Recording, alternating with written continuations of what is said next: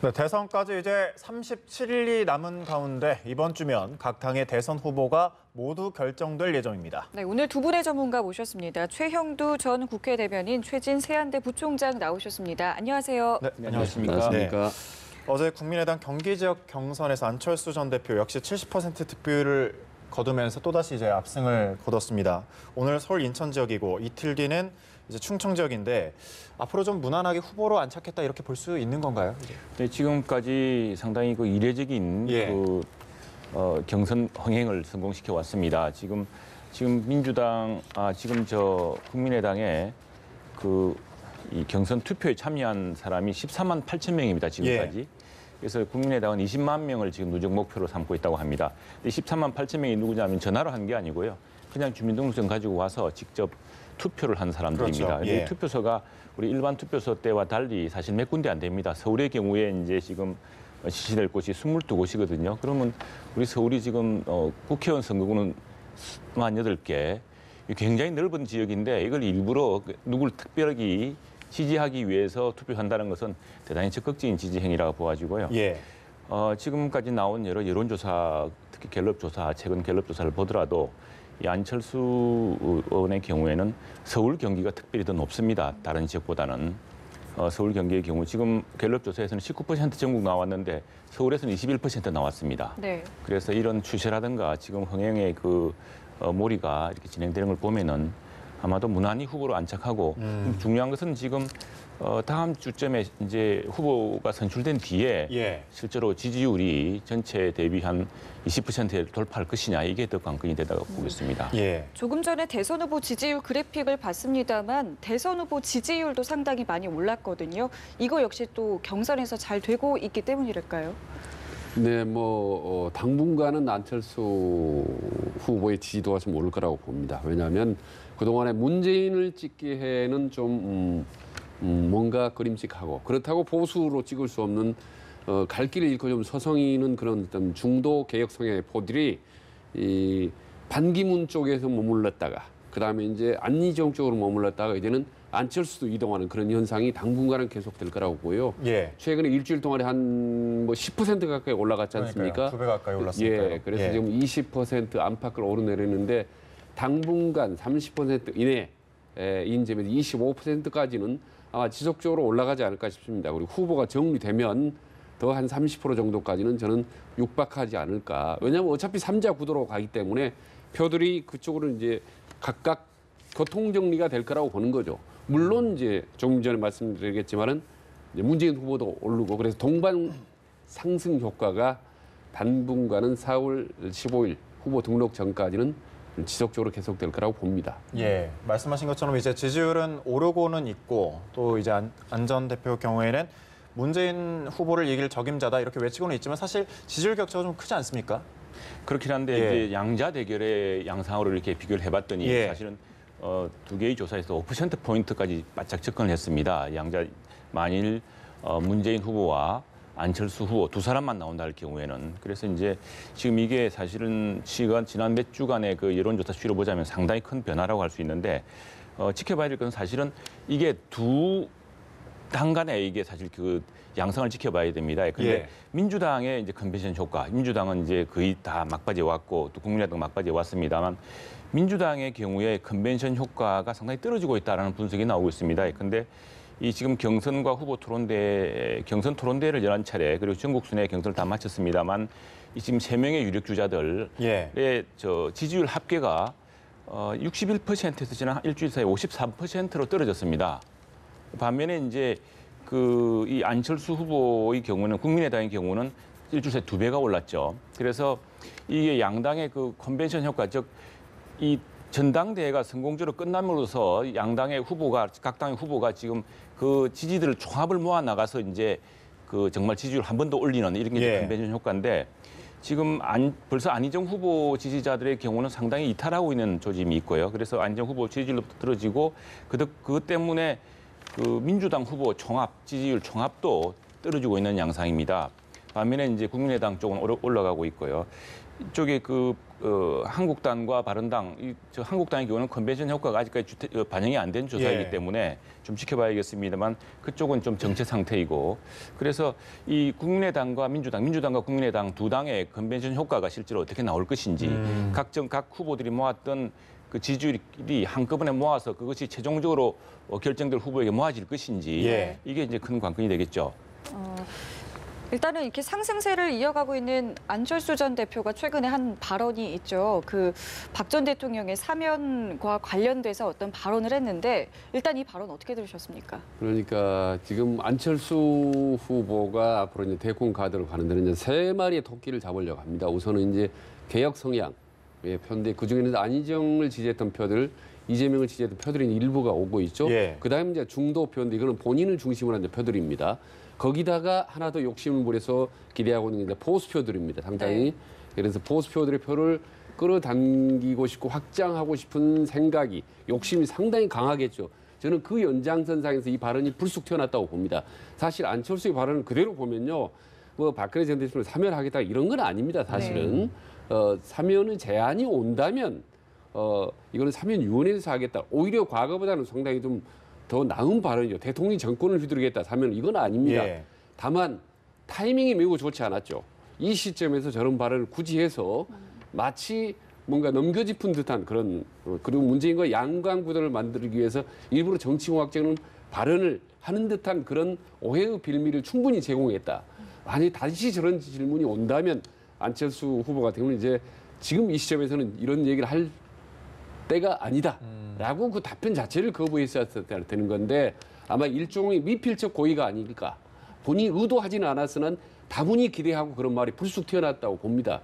그래서 앞으로 아마 박근혜 전 대통령 관련된 여러 가지 이제 발언들이 대선 과정에서 상당히 나올 거라고 봅니다. 그런 발언 하나하나 세심하게 신경 쓰지 않으면 여야 어느 후보든 간에 의외로 그런 큰 봉변 비슷한 상황을 당할 수도 있다고 봅니다. 예. 상당히 말 실수를 한 건 분명히 그는 잘못한 거죠. 예, 타이밍상으로 좀 좋지 않았던 것 같습니다. 네. 민주당은 또 이제 내일 수도권에서 마지막 경선을 갖는데 지금까지는 문재인 전 대표의 전승이지 않았습니까? 안희정, 이재명 두 후보의 이제 아무래도 노력이 좀 필요할 텐데 이재명 후보 같은 경우는 좀 결선 투표도 약간 좀 노리고 있는 것 같아요. 수도권에서. 지금까지 양상을 예. 보자면 사실 쉽지는 않은 상황입니다. 그런데 지금 안희정 후보나 특히 이재명 후보가 강조하고 있는 대목은 이번에 지금 내일부터 실시되는 이 선거인단 오늘도 지금 ARS 조사가 이루어지고 있죠. 선거인단이 지난번 선거인단과 좀 다릅니다. 예. 경선 선거인단이요.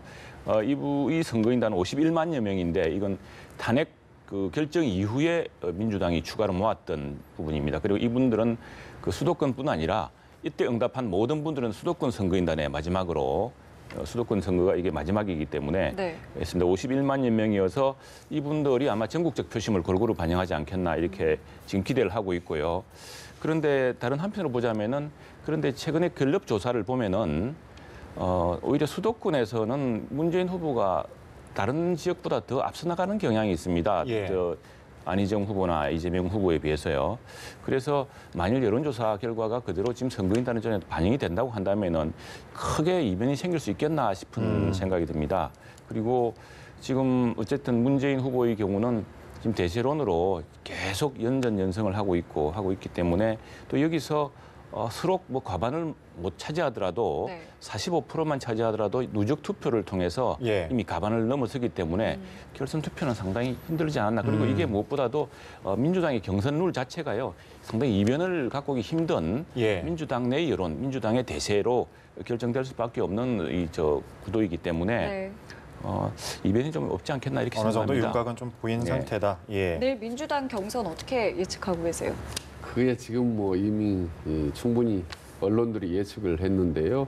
무난하게 후보로 될 거라고 봅니다. 지금 45%만 득표를 하면 이제 1차로 끝나지 않습니까? 네. 그런데 지금 한 65% 정도를 목표를 잡고 있는 것 같습니다. 문재인 대표 진영에서는. 그러나 아마 65%까지는 가지 않더라도 저는 1차 에서 판가름이 좀 날 거라고 봅니다. 왜냐하면 수도권에 있어 사실은 이재명 지사가 본거지라고 하지만 사실 문재인 전 대표의 본거지입니다. 수도권이라는 것이 그동안에 젊은 층이라는 개혁 성향에서 계속 가장 높은 지지를 주었었고 또 아시다시피 지난 4월 작년 4월 총선에서도 승리를 안겨줬던 때입니다. 그래서 어떻게 보면은 아성이나 다름없는 겁니다. 문재인 대표. 그래서 큰 탈 없이 50% 이상의 그런 지지율로 저는 승리할 거라고 저는 봅니다. 말씀하신 것처럼 큰 이변이 없어서 문재인 전 대표가 확정이 된다고 했을 때 네. 그렇다면 과연 안희정 후보 그리고 이재명 후보를 지지하던 표는 어디로 갈 것인가 사실 이것도 많이 그게 지금 관건인데요. 예. 만약에 안희정, 이재명의 지지율의 절반 정도만 사실 문재인 후보가 그대로 흡수를 해도 사실 게임 끝납니다. 본선. 예. 왜냐하면 지금 35% 안팎의 지지율이 나오고 있는데 두 후보가 절반씩 올 경우는 사실 거의 50% 육박하거나 넘어버립니다. 그럼 나머지 후보들은요. 5% 10% 미만인데 모든 야권이 단일화 후보로 승리가 할 수 없는 구도가 됩니다. 예. 그런데 다만 여기서 지금 최근에 안희정 후보를 보면은 오히려 절반 이상이 오히려 안철수로 한다는 그 지금 여론조사가 나오지 않습니까? 예. 그래서 남은 과제는 문재인 후보는 지금 1위를 얼마나 압승하느냐가 문제가 아니라 네. 안희정과 이재명을 얼마나 끌어안느냐. 지금 대연정이라는 사드 과정으로 치열하게 서로 지금 대결을 했고 특히 안희정 지사하고는 제가 모르면 심리적으로 상당히 좀 마음의 상처가 예. 심할 겁니다. 문재인 후보가 이 과정에서 1차적으로 얼마나 포용력을 발휘해서 통합의 리더십을 발휘하느냐. 이게 사실 1차적인 관건이고 그게 본선으로 가는데 중요한 저는 통로라고 봅니다. 예, 역시나 변수고 또 지켜봐야 될 부분이겠네요. 바른정당에서는 유승민 후보가 또 자유한국당에서는 홍준표 후보가 선출을 됐는데 지지율은 저조합니다. 홍준표 후보의 경우에는 사실 31일 날 되어서 이 갤럽 조사 마지막 여론조사에서 그 컨벤션 효과가 반영이 되지 않았습니다. 51% 아주 높은 지지율로 과반 이상으로 무난히 이제 당선이 되었기 때문에 그리고 오늘 이제 그 당직들도 지난번에 비상대책위원회 체제에서 사실상 이제 홍준표 체제가 당이 재구성되었습니다. 그래서 홍준표 지사의 주도권으로 지금 당이 재편되게 되었고 선거 등이 복귀가 될 텐데 아마 그 효과는 다음 주쯤 여론조사에 주초 여론조사에 반영될 것으로 보입니다. 그래서 현재로서는 그 조사를 뭐 그대로 정체 상태라고 보기는 어려울 것 같고 유승민 후보도 이제 본격적으로 이제 행보를 시작했기 때문에 역시도 한 주쯤 더 지켜봐야 될 여지가 있을 것 같습니다. 네. 지금 물론 이 두 당의 후보 지지율이 저조하고 하지만 홍준표 지사의 경우는 지금 전략을 이야기를 했는데 결국 바른당은 한국당과 합치고 국민의당은 민주당과 합칠 거 아니냐. 그러니까 1대1로 하자. 이런 구도인데 지금 그 양상이 특히 국민의당과 민주당이 쉽게 합칠 수 있는 그런 구도가 아닙니다. 오히려 국민의당은 국민의당 주도로 나머지 정당을 이끌어서 이 선거를 이끌어내겠다라는 이런 이제 욕심을 보일 정도로 지금 구도가 형성되고 있어서 그러나 그 또 하나 바른당 한국당의 경우 특히 바른당의 경우는 대선 대통령 선거를 치르는 재정적 지금 조건이 충분치가 않습니다. 물론 18일 날 중앙선거안위원회에서 선거 비용 이제 대선 보조금이 나옵니다. 이 정당 의석 비율에 따라서 한국당의 경우 119억, 그다음에 바른당의 경우 63억이 나오는데 대통령 선거 한번 치르려면 한 500억 이상, 실제로 말이 500억이 실제로 700억 이상 들 겁니다. 이 돈이 드는데 그 돈을 어떻게 구할 것이냐. 보통은 그동안에 이제 15% 이상 득표를 하면은 이게 이제 정부에서 중앙선관위에서 선거 그 비용을 보전을 해줍니다. 509억까지. 그래서 대개 509억까지 보전해준다 보고서 은행이나 이런 데 돈을 빌리거든요. 근데 지금 현재 지지율 15%를 못 넘는 지지율로는 어느 곳으로부터 돈을 빌리기가 힘듭니다. 그렇다면 뭐 의원들이 십시일반 돈을 내기도 어려운 일이고요. 역시 요즘 선거는 미디어 선거고 당장 텔레비전 광고나 신문 광고 또 각종 소셜 미디어 광고가 시작되면은 가뜩이나 정체된 지지율을 또 올릴 방법도 힘듭니다. 왜냐하면 국민의당하고 민주당의 경우는 지금 뭐 15% 이상 여건이 득표할 수 있다고 보기 때문에 뭐 상당히 어느 곳에서든 재원 조달이 가능할 테고요. 그래서 막상 15일, 16일 선거 운동이 본격화 시작되면은 굉장히 좀 심각한 상황에 처할 수도 있는데 그래서 이 컨벤션 효과를 바탕으로 당장 이번 주부터 홍준표 후보의 경우에 지지율을 높여야 되고 예. 또 바른당과의 이 어떤 가능성, 연합 단일화 가능성도 만들어내야 되는데 그게 쉽지는 않습니다만 그러나 지금 오늘 그 홍준표 지사의 그 일성을 보면은 이제 대통령이 되면은 전국을 운영하겠다. 내각제식으로 운영하겠다고 하면서 다른 정당과 광범한 이 연합을 할 그런 어떤 제스처를 취하고 있습니다. 이제 이런 것들이 모여서 새로운 돌파구를 만들어낼지 지켜봐야 될 것 같습니다. 지금요 자유한국당의 의석이 93석입니다. 예. 그리고 바른정당의 의석이 33석입니다. 어마어마하죠. 그런데 지지율은 거의 지금 각각 5% 안팎에 머물고 있습니다. 후보든 정당이든 간에. 예.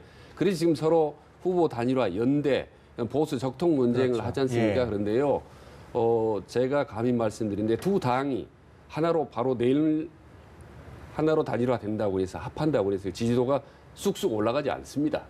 지금은 두 정당은 지금 자강론의 힘을 써야 될 필요입니다. 사실은 이를테면 바른정당 같은 경우는 유승민 후보는 지금 TK 네. 대구 경북 지역에 자기 지지 기반이나 표를 하나라도 1%로 끌어올리는데 주력해야 되고 홍준표 지사는 지금요 외부 통합이 아니라 내부 친박인 문제 박근혜 그림자에 어떻게 지우느냐 이 부분을 먼저 힘쓴 다음에 네. 각각 자강론에 힘쓴 다음에 연대를 해야 이게 시너지 효과가 나는 거지 지금 이 상태에서 말이죠 시너지하고 둘이 합한다고 해서 절대로 지도가 하루아침에 불쑥 올라가지 않는다는 걸 좀 말씀드리고 싶습니다. 시간의 한계도 있을 텐데요.